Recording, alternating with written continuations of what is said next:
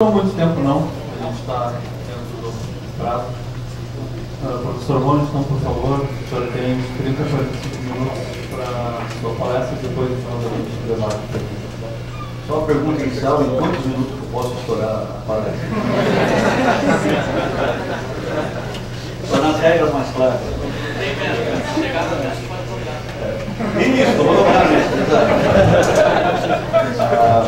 A lógica é essa, vocês não estabelecem o limite, mas quando chegar,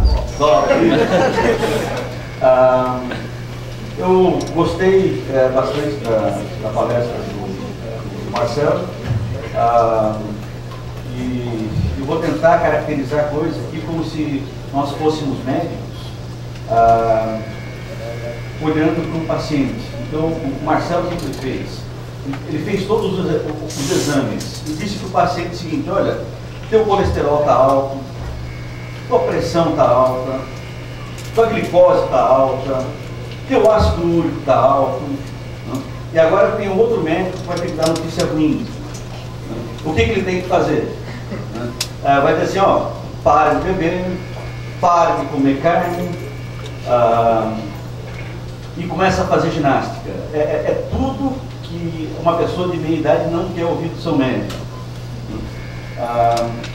O que eu vou falar aqui é fazer comparações internacionais, né, que sempre ajuda a gente a entender o nosso problema. Né. Eu vou falar um pouco da economia política da prosperidade, para a gente tentar entender qual que é o problema e por que é tão difícil nós aqui no Brasil, e em particular na América Latina, a gente prosperar. Eu vou começar com uma visão um pouco gósia, né? Quando eu comecei a preparar essa apresentação aqui, eu tinha recém assistido um filme do Monty Python, A Vida de Brian, não sei se alguém assistiu, né?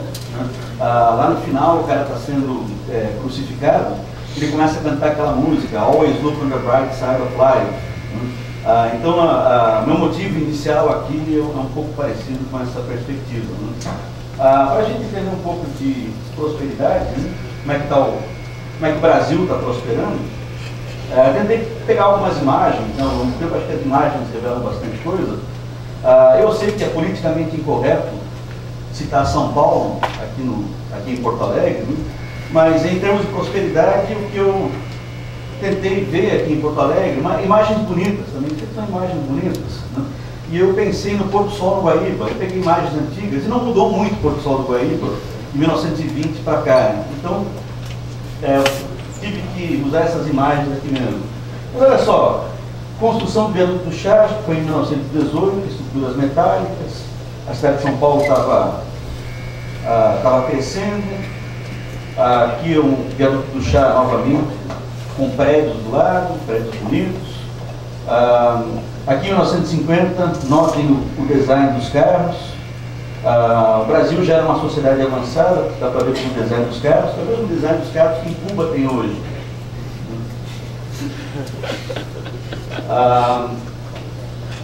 E duas imagens mais bonitas ainda do viaduto do Chá, em 2010. Mais cores, bandeira do Brasil. Então, assim, dá uma ideia, uma boa impressão que o país está prosperando. Isso de certa forma é verdade. De que forma estamos prosperando? Da mesma forma que o Marcelo, também gosta de olhar dados, não só imagens, né? E aqui está uma boa imagem. Esse banco de dados aqui de Conference Board é o banco de dados que alimenta uma coisa que todo economista profissional usa, que são as Framework Tables. E aqui está os últimos dados que eles têm. Renda per capita no Brasil. Aqui eu tenho dados desde 1950. Os dados param aí, porque nessa época que se começou a produzir informações de PIB. E olha só, a nossa renda per capita, em termos de dólares, em 2014, corrigidos pela paridade de poder de compra. Isso é um exercício importante para a gente fazer comparações internacionais, que eu vou fazer daqui a pouco. Nós saímos de 8 mil dólares de renda per capita em 1950 e um pouco mais de 16 mil dólares de renda per capita em 2015. Obviamente, o último dado que eu tenho aqui de 2015 é a projeção, para todos os outros países que a gente tem. Se a gente olhar todo o período, é óbvio que o país prosperou, com seus altos e baixos. Em termos de renda per capita, nós temos esse período aqui, de declínio da renda per capita, muito fortemente associado aí à década perdida, dos anos 80. E aqui, dados assim que evidenciam mais os problemas culturais que o Marcelo mencionou, a nossa renda per capita está caindo desde 2011. Esse é um problema. Não está caindo muito rapidamente, mas está caindo. O grande problema, na perspectiva de gestão política econômica, é que a gente pode estar iniciando um período, praticamente 5 anos, de renda per capita declinante, pode ser que a gente esteja reproduzindo mais uma década perdida.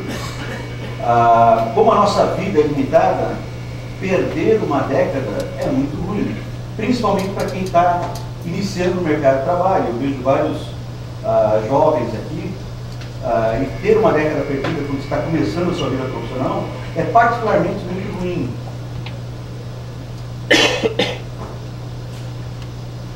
Então, os fatos estilizados, o que aquele gráfico lá de renda per capita nos está dizendo?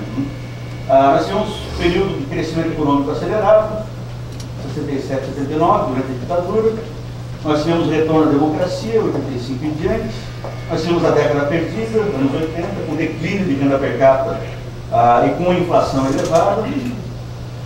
Nós tivemos uma grande conquista, que foi o Plano Real, que a gente conseguiu domar o dragão da inflação. A partir de 2002, estou citando aqui socialistas onívoros, essa expressão não é minha, essa é a expressão da época da revista The Economist. A revista The Economist diz, não, o Brasil está tranquilo, porque ao contrário da Argentina e Venezuela, onde os políticos são socialistas carnívoros, eles são bastante agressivos, os socialistas do Brasil, em particular o PT, não é tão agressivo assim, ele é onívoro, é capaz de fazer acordos, ele não vai estatizar meios de produção, não vai fazer as políticas básicas que todo mundo promete, né? Então não vai ser tão problemático. E ao longo do tempo a gente viu, aqui que o país continuou crescendo, renda per capita, não teve grandes problemas, a democracia nossa se mostrou sólida, né?